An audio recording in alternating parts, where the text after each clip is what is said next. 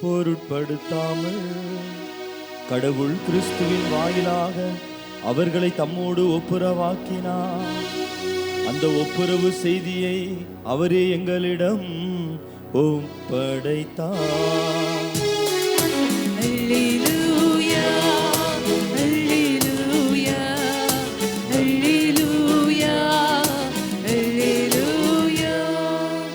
ஆண்டவர் உங்களோடு இருப்பாராக.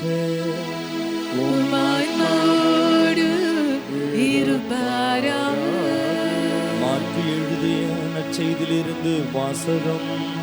ஆண்டவரே மாட்சி உமக்கே. அதிகாரம் 3, இறை வார்த்தைகள் 13 முதல் 19 முடிய. இயேசு மலைமேல் ஏறி தாம் விரும்பியவர்களை தம்மிடம் வரவழைத்தார். அவர்களும் அவரிடம் வந்தார்கள். தம்மோடு இருக்கவும் நற்செய்தியை பறைசாற்ற அனுப்பப்படவும் பேய்களை ஓட்ட அதிகாரம் கொண்டிருக்கவும் அவர் 12 நியமித்தார். அவர்களுக்கு திருத்தூதர் என்றும் பெயரிட்டார். அவர் ஏற்படுத்திய 12 முறையே பேதுரு என்று அவர் பெயரிட்ட சீமோன், செபதேயுவின் மகன் யாக்கோபு, யாக்கோபின் சகோதரரான யோவான், இவ்விருவருக்கும் இடியை போன்றோர் என பொருள்படும் பொவனேர்சர்கேசு என்று அவர் பெயரிட்டார்.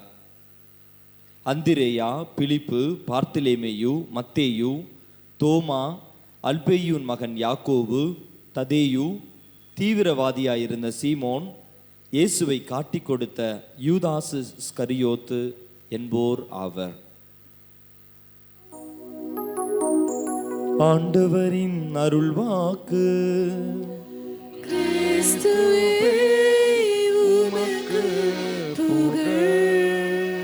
Praise the Lord. Praise the Lord. Hallelujah. Hallelujah. Hallelujah. கிறிஸ்தவனா வாழ அழைப்பு. சுரவரத்துக்கும் குருத்துவத்திற்கும் குடும்ப வாழ்விற்கும் இறைவன் அழைப்பதையும் பல நிலைகளில் நேரங்களில் நாம் கேட்டிருக்கிறோம். ஒரு கிறிஸ்தவனா வாழ்வது என்பது இறைவன் தருகிற அழைப்பு. எல்லாருக்கும் வாழ்ந்துட முடியாது. பெயரளவில் வேண்டாம் கிறிஸ்தவன் காரணம் 20, 50, 40 வருஷத்துக்கு முன்னாடியே திருமுழுக்கு பெற்றதால், இல்லை கத்தோலிக்க திருச்சபையோடு சபையில் இருப்பதால் கிறிஸ்துவன் என்று பெயரளவில் என்னால் வாழ முடியும். இருந்தாலும் உண்மையவே கிறிஸ்துவின் விழுமியங்களின்படி என்னால் வாழ முடியுதா சிந்திக்க உங்களை அழைக்கிறேன்.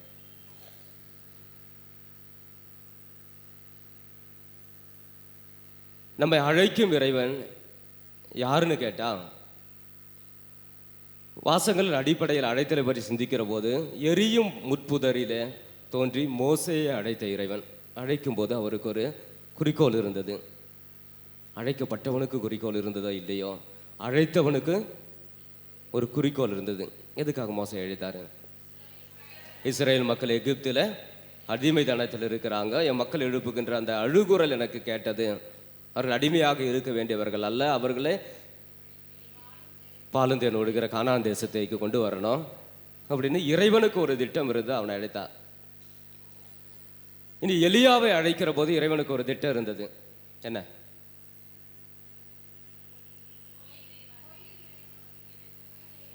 தெய்வங்களில் கொடுத்து உண்மையான தெய்வத்தை வெளிப்படுத்துது.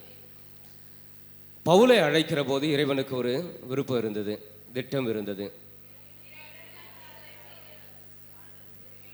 இனத்தாருக்கு நற்செய்தி அறிவிக்கணும். அதே போல் அவன் கிறிஸ்துவனுக்கு எதிராக செயல்பட்டவன் கிறிஸ்துவின் சார்பாக அவன் செயல்படணும். இறைவனுக்கு திட்டம் இருந்தது, அதை அவர் செயல்படுத்துகிறாரு.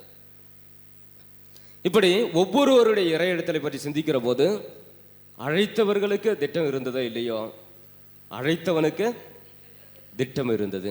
அப்போ கிறிஸ்தவன் என்ற அழைப்பு பெற்று இருக்கிற நமக்கும் ஏனோ தானு போய்கொண்டிருந்தாலும் நம்மை பற்றி இறைவனுக்கு ஒரு திட்டம் இருக்கிறது. Praise the Lord. என்னப்பா இருக்கும் இறை திட்டம் என்னுடைய வாழ்க்கையில்? இப்போ குடும்ப வாழுகிறேன் என்றால் அந்த குடும்பத்தின் அந்த பண்புகளை என்னுடைய குடும்பத்தில் நான் பரப்பணும்.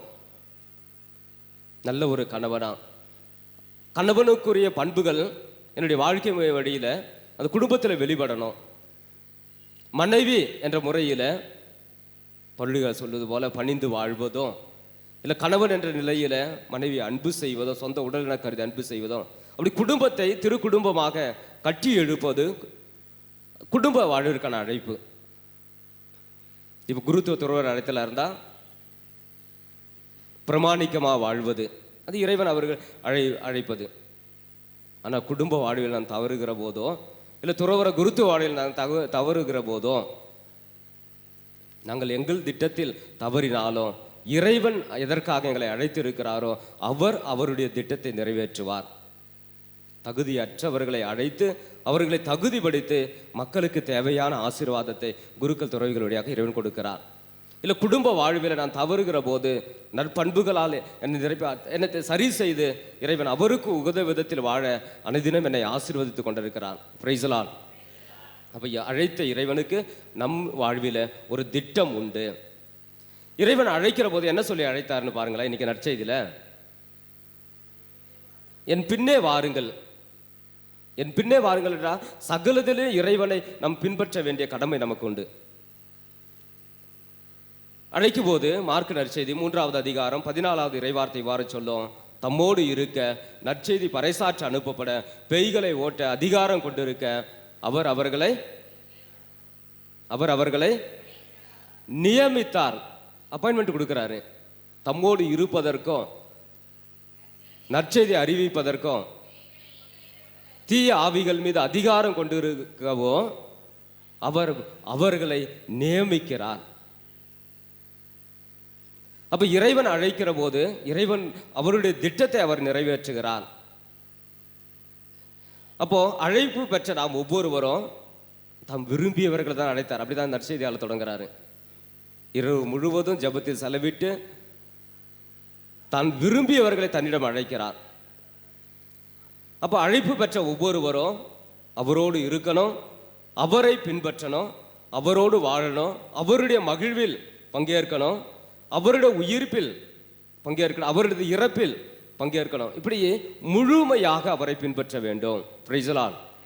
அப்போ கிறிஸ்துவை நான் பின்பற்றுகிறேன் என்றால் அவருடைய மகிழ்ச்சியில் பங்கெடுக்க மிக எளிது. அவருடைய துன்பங்களில் பங்கேற்க சில நேரங்களில் தடுமாறுகிறோம். அப்போ துன்பத்தில் பங்கேற்கலைன்னா உயிர்ப்பிலும் பங்கேற்க நம்மளால் முடியாமல் போகுது. அப்போ நாளில் நாம் சிந்தித்து பார்ப்போம். கிறிஸ்துவை நான் பின்பற்றுகிறேன் என்றால் அந்த முழுமையில் கிறிஸ்துவை வாழ்வே முழுமையாக பிரதிபலிக்கக்கூடியவளாக நாம் மாறணும். ஆண்டவரே சொல்லுவார் மத்தேயு நற்செய்தியில், உங்கள் நற்செயல்களை கண்டு உங்கள் விண்ணக தந்தையை அவர்கள் மாட்சிப்படுத்தட்டும். செய்கின்ற காரியங்களை வைத்து சில நேரங்கள் நம்முடைய சிந்தனைகள், நம்முடைய செயல்களை வைத்து நான் கிறிஸ்துவல் என்பதை இந்த உலகிற்கு என்னால் அடையாளப்படுத்த முடியும். என்னுடைய வாழ்க்கையில் நான் தடுமாறுகிற போது எதிர் சாட்சியாக நான் மாறுறேன். அதற்கான அழைப்பு அல்ல இறைவன் எனக்கு விடுத்திருப்பது. கிறிஸ்துவை கிறிஸ்துவாக பிரதிபலிக்க நான் அழைப்பு பெற்றிருக்கிறேன். அதுதான் கிறிஸ்துவனுக்குள்ள அழைப்பு. கிறிஸ்துவின் அதே பணியை தொடர்ந்து செயலாற்ற இறைவன் அழைக்கிறார். வான்னு அழைத்த இறைவன் இன்னைக்கு நற்செய்தியில் கேட்குறோம், போன்னு சொல்லி அனுப்பி விடுறாரு. வா என்று அழைத்து அவரோடு இருப்பது என்பது மிக எளிதான காரியம். இறைவனோடு இருப்பது என்பது இன்னைக்கு பாருங்க, காலையிலிருந்து சாயங்காலம் வந்துட்டோம், எதை பற்றியும் கவலை இல்லை. உலகத்தில் என்ன நடக்குது, யார் என்ன செய்கிறாங்க, எவ்வளோ சந்தோஷமாக இருக்கிறோம் பாருங்களா. கடவுள் சந்நிதியில் இருக்கும்போது எந்த கவலையும் இல்லை. ஆனால் நாம் இங்கேயே இருக்க வேண்டியவர்கள் அல்ல, கடந்து செல்ல வேண்டியவர்கள். சீடர்களையும் இறைவன் அழைத்து அவர்களுக்கு தேவையான ஆசீர்வாதத்தை கொடுத்து வாழ்வதற்கு அவர்களை அனுப்புகிறார். பறைசாற்ற அவர்களை அனுப்புகிறார். நாள் முழுவதும் காலையிலிருந்து நேரம் வரை ஆசீர்வாதங்கள், இறைவார்த்தையை கேட்டோம், இறைவனை உட்கொண்டோம். அப்போ மகிழ்ந்து பாடியும் மகிழ்ச்சியோடு நம்ம இந்த நாளில் செலவிட்டு கொண்டு இருக்கோம். இறைவன் நம்மை ஆசீர்வதித்து கொண்டு இருக்கிறான். அப்போ இங்கேயே ஆசீர்வாதத்தில் நிலைத்து இங்கேயே இருக்க வேண்டியவர்கள் அல்ல, இந்த ஆசீர்வாதத்தை பிறருக்கு கொடுக்க வேண்டியவர்கள். அப்போ அப்படிதான் இந்த கிறிஸ்துவ வாழ்வே. கிறிஸ்தவனா நம்மால் வாழ முடியும், அதை உலகிற்கு நம்மால் பிரதிபலிக்க முடியும். கிறிஸ்துவின் அதே பணி தொடர்ந்து நிறைவேற்ற இறைவன் நம்மை அழைத்திருக்கிறார். அதான் கிறிஸ்துவாக வாழ அழைப்பு. கிறிஸ்துவாக வாழ்கிறேன் என்றால் அந்த கிறிஸ்து நம் வாழ்விலே வெளிப்படுவார். திருத்தூதர் பணிகள் 10வது அதிகாரம் 38வது இறைவார்த்தை இவ்வாறு சொல்லும். திருத்தூதர் பணிகள் 10:38. இறைவன் விடுதலை தருகின்ற இறைவன், எப்போதும் நன்மை செய்கின்ற இறைவன். அதான் அங்க சொல்லப்படுது. இறைவன் அவரவருக்கு தேவையான விடுதலை தராரு, எல்லோருக்கும் அவர் நன்மை செய்கிறார். அப்போ கிறிஸ்துவல் என்ற முறையில நன்மை செய்கிறேன் என்றால் கிறிஸ்துவனால் பிரதிபலிக்க முடியும். நல்லதை சிந்திக்கிறேன் என்றால், இல்லை நல்லதை பேசுகிறேன் என்றால், நல்லதொரு வாழ்வு வாழுகின்றேன் என்றால் கிறிஸ்து என்னுடைய வாழ்க்கை வழியா உலகிற்கு வெளிப்படுவார். கிறிஸ்துவை என்னால் எளிதாக பிரதிபலிக்க முடியும். அதற்கான அழைப்பு தான் இன்றைய வாசகம். அப்ப எல்லா சூழ்நிலைகளிலும் எங்கும் எப்போதும் எல்லாருக்கும் நான் நன்மை செய்யணும். கிறிஸ்து எனக்கு தந்த அந்த ஆசீர்வாதத்தை நான் பிறரோடு பகிரணும். வேறொரு கிறிஸ்துவா நான் வாழணும். அன்பாளர்களை நான் சிந்தித்து பார்ப்போம்.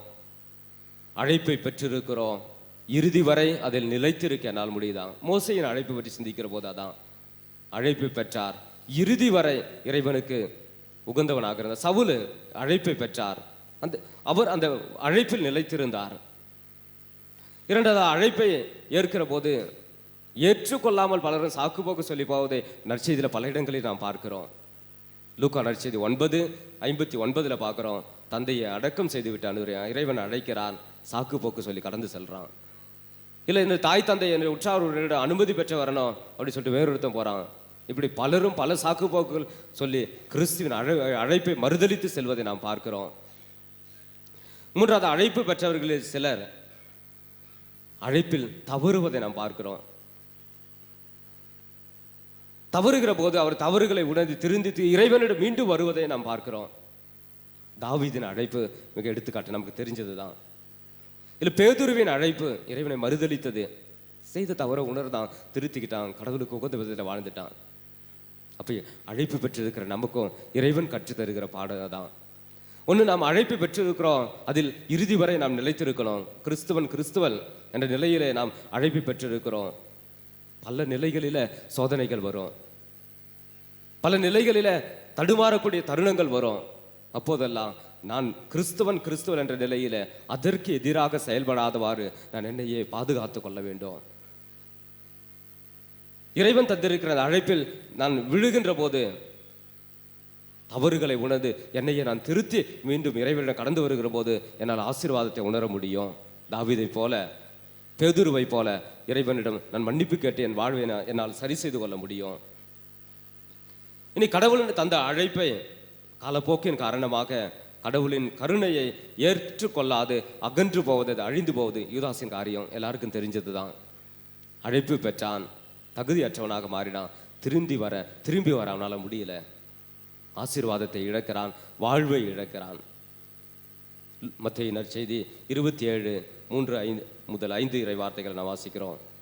அன்பானவர்களே, இறைவன் நமக்கு தந்திருக்கிற அழைப்பு அதற்கு பிரமாணிக்கமாக இருக்க, எச்சூழ்நிலையிலும் கிறிஸ்துவை நான் வெளிப்படுத்தக்கூடியவனாக என்னுடைய வாழ்க்கை முறையிலையும் நான் சந்திக்கிற நபர்களிலும் கிறிஸ்துவை பிறருக்கு கொடுக்க நாம் முயற்சிப்போம்.